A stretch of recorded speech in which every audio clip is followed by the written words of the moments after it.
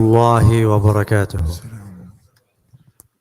الله أكبر الله أكبر الله أكبر الله أكبر. أشهد أن لا إله إلا الله. أشهد أن لا إله إلا الله. أشهد أن محمدًا رسول الله. أشهد أن محمدًا رسول الله. حي على الصلاة.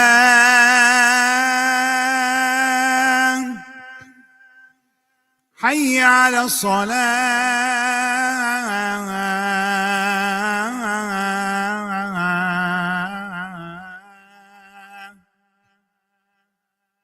حي على الفلاح.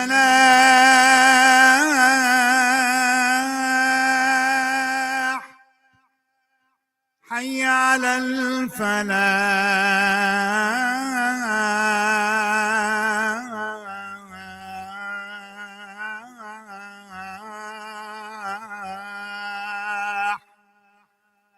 الله أكبر الله أكبر. لا إله إلا الله.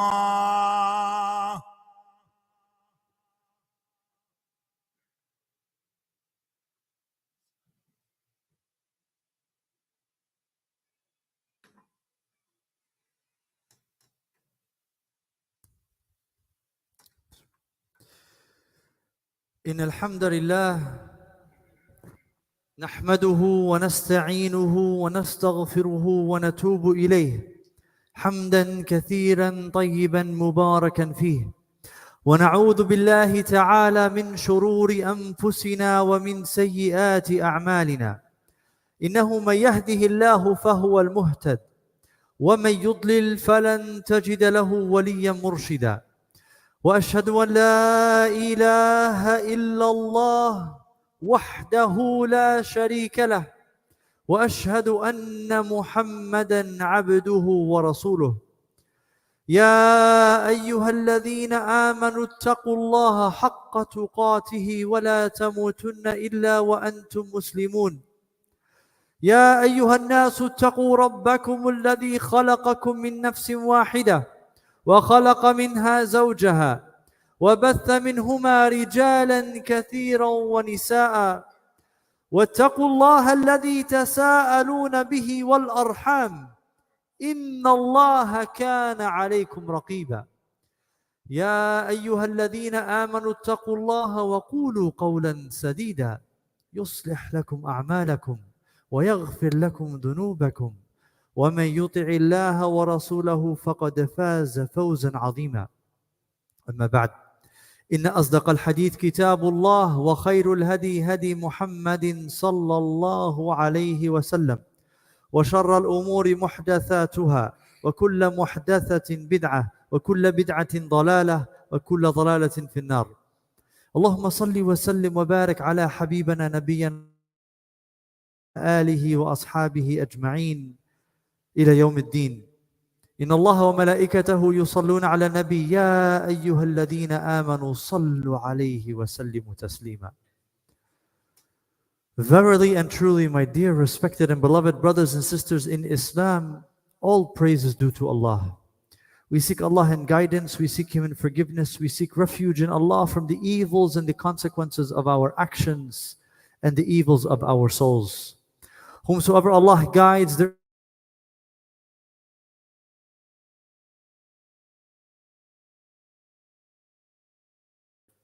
I bear witness that there is absolutely no deity, nothing worthy of worship except for Allah Jalla Jalaluh. And I bear witness that Muhammad sallallahu alayhi wasallam is his last and final messenger. May the peace and blessings be upon our Prophet. My brothers and sisters, it is as if, it is almost like, it is becoming, we are almost at a loss. Every day we wake up and we hear news or we see something new or different that we were not expecting the day before. Whether it is an atrocity or an oppression or an injustice, whatever it is, we are always seeing that humans, people, are capable of far worse than we may think or imagine. And I'm talking about all of humanity, everyone, every single person. Regardless of who they are, regardless of whether we know them or not, our connection to them, it doesn't matter. And Allah subhanahu wa ta'ala was so clear about this in the Quran. He will not change a people. لا يغير بقوم حتى يغيروا ما بأنفسهم, until they change what is within themselves. And so you may see something on the news, you may see something within your neighborhood, within your community, within your family, within your household, and you are flabbergasted, and you find yourself at a loss. Where did this come from? What is the root of this? How did this happen? How did this come to be? How? Why? What is the reasoning? And the core, the fundamental core of how we make our decisions shapes and molds our lives. You have to understand that our decision-making model, our influence and experience and circumstance in our life influences how we live day to day, how we act and we react, what is the cause and the effect. Now we are fortunate. Why? Because we are Muslim. By definition, we submit to the will of Allah. Linguistically, to be a Muslim is a follower of Islam. And linguistically, to follow Islam, you submit to the will of Allah. And the fundamental principle within Islam is Tawheed. And to have Tawheed is to believe in the oneness of God, of Allah, our Ilah. And we begin every single khutbah by saying, La ilah. The word ilah is something that is worshipped. It is something held in high regard. And so we are submitting, bear witnessing, saying, La ilah. There is no God, there is nothing worthy of worship except for Allah. Now some of you might say, but Islam also means peace, tranquility, sakina. And it does. But if you look at the essence of our deen, it is to submit to the will of Allah peacefully, striving for peace, working for this peace. It doesn't just come. It doesn't just come. When Rasulullah sallallahu alayhi wasallam, he sent one of the Sahaba to the land of Yemen, to the south, he instructed him. He did not say, go to these people, give them da'wah and tell them they have to pray and tell them they have to fast. No. He was very specific in his command. And he said, teach them about Tawheed. Teach them about the oneness of Allah. And when you have completed this, teach them about zakat and sadaqah. Imagine, in the seerah of the prophets, in his life, the first 13 years while he was in Mecca, he did not instruct anyone to pray. He did not. It was not an obligation. All he said, Aslim tuslim. That's it. Submit and you will find peace. You will find sakina. That was the prerequisite. This is the pure identity of Islam and Muslims. It is the pursuit. It is making the effort. We are judged by our efforts. We are judged by our efforts. All of us are born into different circumstances. We know this. We've discussed this many a time before. But you see, the effort that you put forth, the effort that you put in, how you end your life in pursuit of the pleasure of Allah, this is how we will be judged. Our khutbah today is on the Muslim identity. Why?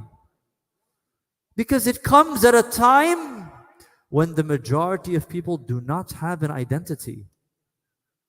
So much so that they must tell you what their identity is. I identify as. Wallahi, it's very simple. I am Muslim. I am apologetically Muslim, apologetically Muslim. I wear Islam here. I wear Islam in my adab, in my akhlaq, in my discipline. I give da'wah by how I act and interact with other people. And when I say I am speaking for the collective of us. My brothers and sisters, think about this. We're entering into the next 5 or 6 months of Halloween, of Christmas, of Valentine's Day, of Easter. And if you look at the core of these holidays, none of them have a religious standing. None of them have a foundation of religion. Halloween is the worship of the devil. Christmas is a Scandinavian tradition by which they worshipped a tree because it did not die in the winter. Literally. Scandinavian, it gets very cold in the winter, there's no water, there's nothing. And they go outside and what do they see? They see a fir tree that doesn't die in the winter. So they begin to worship it.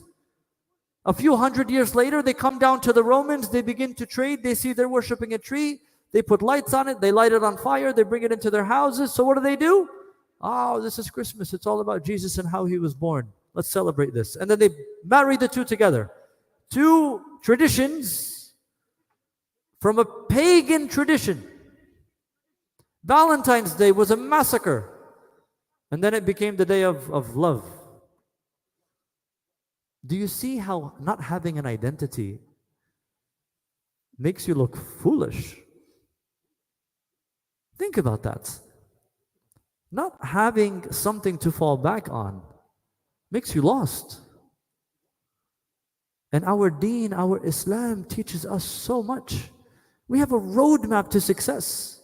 Day by day, minute by minute, hour by hour. It doesn't matter. We have it. And think about those who don't have an identity. Think about this. A man who spent his entire life in experiences and interactions, going through cause and effect, going through circumstances, working, not working, whatever, reaches a certain point in his age, turns 70 years old,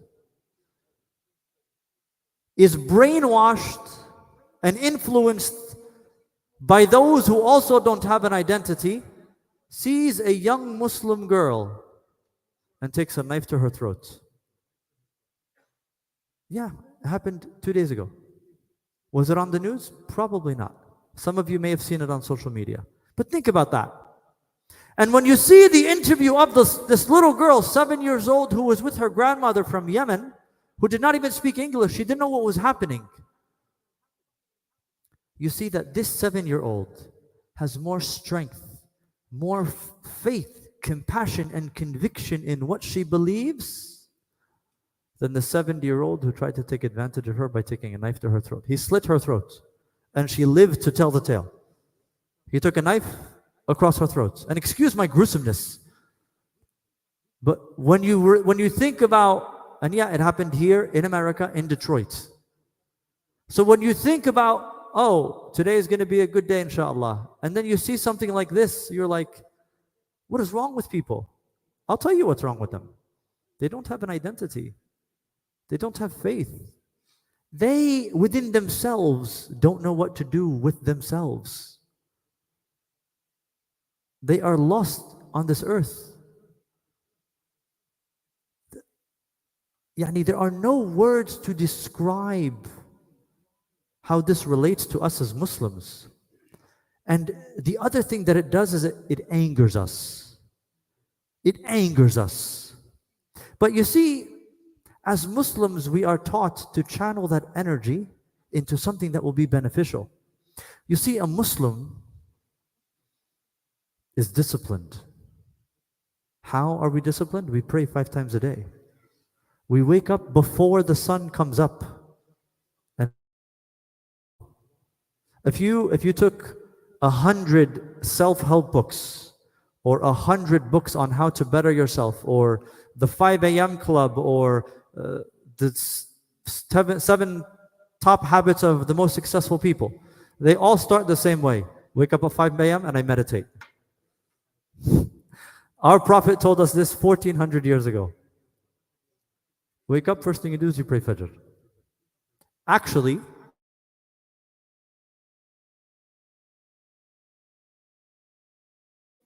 think about it. When you do Qiyam, you're giving something from yourself that is not obligatory on you. You are giving extra. That is, you are not forced to do this. So how do you start your day? By doing something that isn't for you, even though it's for you. And then you begin. And then they say you should meditate. And then you should exercise. And then you should go out into the world and find out how you can make money. My brothers and sisters, 1400 years ago, 1400 years ago, Allah subhanahu wa ta'ala blessed our Prophet with this information. And you ask yourself, how are people so ignorant when they see injustice? They see injustice and they're blind to it. It's simple. Wallahi, it's very simple. They have no foundation. No foundation whatsoever. You know the fastest growing religion after Islam, or even before Islam in some cases, is atheism? There are more people leaving faith than people joining faith. A Muslim is disciplined. A Muslim is honest. A Muslim is peaceful. A Muslim takes care of their bodies. A Muslim is hygienic. A Muslim is well groomed. A Muslim is soft. And a Muslim is firm. A Muslim lives their lives based on fundamental ideals. A Muslim is good to their neighbor, is good to their spouse, and good to their kids. A Muslim has rights that he fulfills and has rights that are owed to him. A Muslim does not lie or cheat or steal. A Muslim does not take money from someone and ask them for more money without giving it back in the way that it was given. Think about that. How many faith traditions or how many people out there go out and they borrow money with interest? It is fundamentally wrong, my brothers and sisters. But it is a practice that happens every single day. You see, Allah subhanahu wa ta'ala tells us in the Quran ever so clearly, فَإِنَّ مَعَ الْعُسْرِ يُسْرًا إِنَّ مَعَ الْعُسْرِ يُسْرًا. Verily, with hardship comes ease. With hardship comes ease. In Surah Al-Sharh, 94th Surah of the Quran. And the first ayah of the surah is أَلَمْ نَشْرَحْ لَكَ صَدْرَكَ. Allah subhanahu wa ta'ala is asking the Rasul, the Prophet of Allah, did we not widen your breast? Did we not open your breast? There are 2 instances in the seerah that Allah subhanahu wa ta'ala did this. When the Prophet was young, about 5 or 6 years old, he opened his chest and removed the slivers of shaitan from his chest. And the second time was Isra and Mi'raj. And I mentioned this surah and these ayahs specifically. Why? Because when you see what we are going through on a daily basis, it is hardship after hardship after hardship after hardship after hardship. And you may ask yourself, well, when is the ease coming? Well, I will tell you, the ease is there, we just don't see it. Similarly, when the Prophet of Allah ﷺ had his chest cracked open, imagine he saw Angel Jibreel coming down at him, 700 wings, mortified. He saw the angel coming down to him, this creature that he has never seen before, and he opened his chest. But the ease at the time was that Allah subhanahu wa ta'ala was removing any influence that might negatively influence his life of the slivers of shaitan. Think about that. Or when some of us lost our jobs during COVID, did we not find peace and tranquility within our homes, spending time within our families? Some of you might say that the best Ramadan I ever spent in my life was the Ramadan of COVID, because I was home with my family, I got to pray everything with them. And there were no distractions. Our identity as Muslims is always to look on the bright side, to have husn al-dhan in just about everything that we do. أقول قولي هذا واستغفر الله لي ولكم فاستغفروه إنه هو الغفور الرحيم.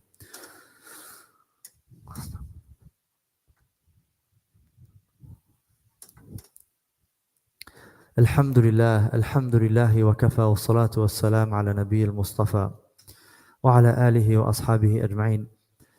My brothers and sisters, it is important, it is imperative, it is obligatory for us to understand what it means to be Muslim and how this applies to our life every single day. Every day. There are no exceptions to this rule whatsoever. And you know, you have to take it upon yourself to improve the areas of your life that you know need improving. You have to take it upon yourself to make better your circumstance that you know needs improving. You know better than anyone.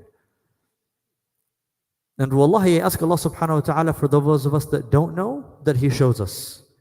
To have the awareness to be able to say, hey, this, I'm very bad at that. I suck at that. I have to improve it.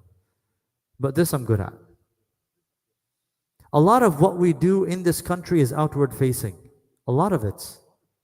A lot of how we live our lives is put on full display. It is. And our Prophet sets the best example for this. Many of you heard this hadith, many of you. Rasulullah sallallahu alaihi wasallam, he used to pray.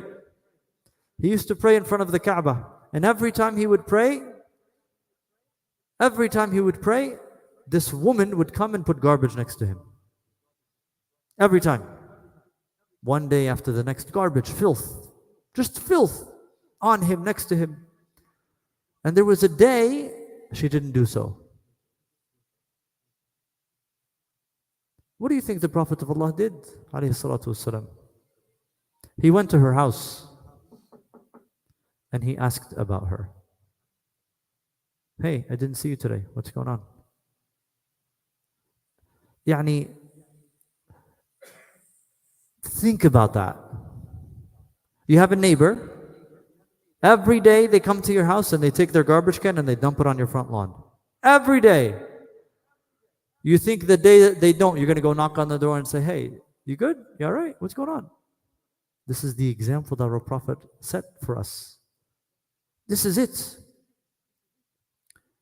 Or you take the story of Mu'adh ibn Jabal or Abu Ubaidah ibn al-Jarrah, who he lived his life as the one who always put his people and his deen first. Imagine him and Khalid ibn Walid, they did not get along. But when Khalid became Muslim and the Prophet of Allah sent Khalid ibn Walid south and Abu Ubaidah north. And Abu Ubaidah needed support. And Khalid was sent to him. Do you think he had animosity then? Absolutely not. He was rejoicing at the fact that Khalid had come. He was happy. Why? Because he always wanted to do what was best for the ummah, regardless of how he felt about it or about the person. Our Prophet teaches us this in our dealings every single day. Imagine, people were attempting to kill him in Mecca, and he would call them to Islam. He would call them to Islam. He did not have his sword out and kill everyone who tried to kill him. No. So I implore each and every one of us to be the best version of Muslims that we can be. That in the face of adversity and occupation and injustice, everything that we are seeing, we must embody excellence in our Islam, in submitting to the will of Allah. And I say this to remind us and make us strong in these trying times. May Allah subhanahu wa ta'ala accept from us. May He open our hearts and soften our hearts to Islam and learning about our deen and learning about how our Prophet lived his life and be able to embody that through his sunnah and through the Quran. اللهم اهدنا وعافنا واعف عنا واغفر لنا وارحمنا وبارك لنا. اللهم فرج هم المسلمين والمكروبين والمظلومين في كل مكان، في فلسطين وغزة ولبنان والشام، بلدان الشام واليمن والسودان وفي كل مكان يا أرحم الراحمين، وفي السودان وفي باكستان وكشمير والهند. اللهم افتح علينا وعليهم يا أرحم الراحمين. اللهم آتنا في الدنيا حسنة وفي الآخرة حسنة وقنا عذاب النار. اللهم صل وسلم وبارك على نبينا المصطفى وعلى آله وأصحابه أجمعين، وآخر دعوانا أن الحمد لله رب العالمين وأقيم الصلاة. الله أكبر الله أكبر. أشهد أن لا إله إلا الله. أشهد أن محمدا رسول الله. حي على الصلاة حي على الفلاح. قد قامت الصلاة قد قامت الصلاة. الله أكبر الله أكبر. لا إله إلا الله. استووا استقيموا أعتدلوا.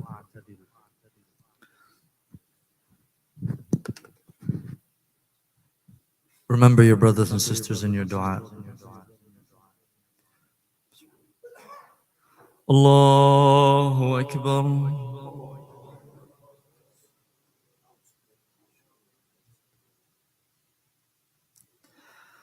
الحمد لله رب العالمين الرحمن الرحيم مالك يوم الدين إياك نعبد وإياك نستعين اهدنا الصراط المستقيم الصراط الذين أنعمت عليهم غير المغضوب عليهم ولا الضالين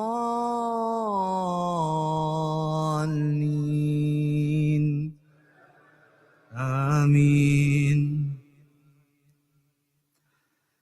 ألم نشرح لك صدرك ووضعنا عنك وزرك الذي أنقض ظهرك ورفعنا لك ذكرك فإن مع العسر يسرا إن مع العسر يسرا فإذا فرغت فانصب وإلى ربك فارغب. الله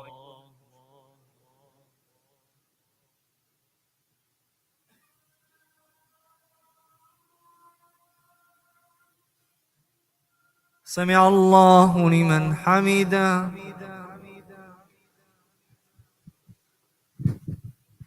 الله أكبر.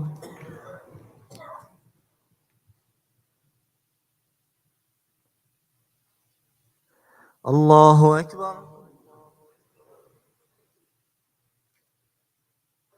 الله أكبر.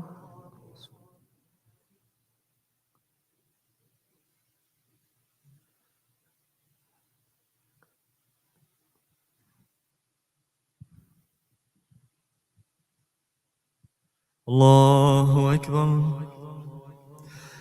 الحمد لله رب العالمين الرحمن الرحيم مالك يوم الدين إياك نعبد وإياك نستعين اهدنا الصراط المستقيم صراط الذين أنعمت عليهم غير المغضوب عليهم ولا الضالين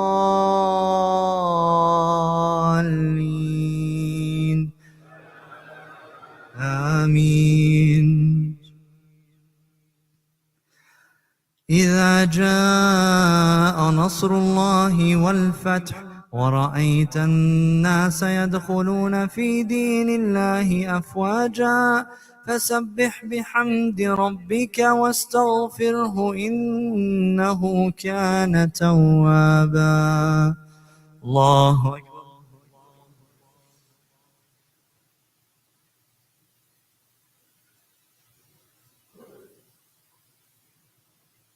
سمع الله لمن حمده.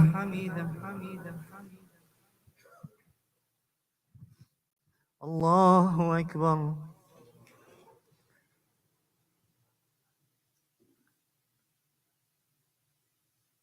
الله أكبر. الله أكبر.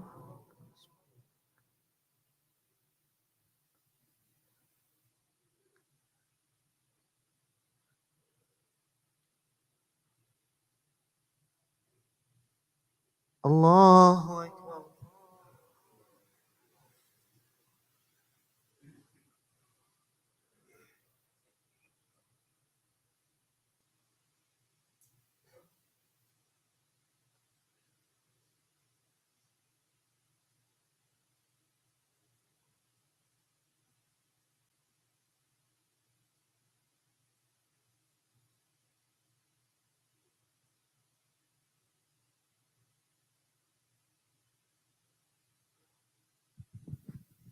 السلام عليكم ورحمة الله.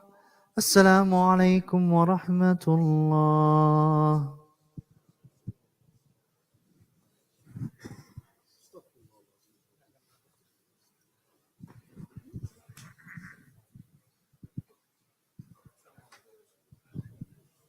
اللهم صل على النبي.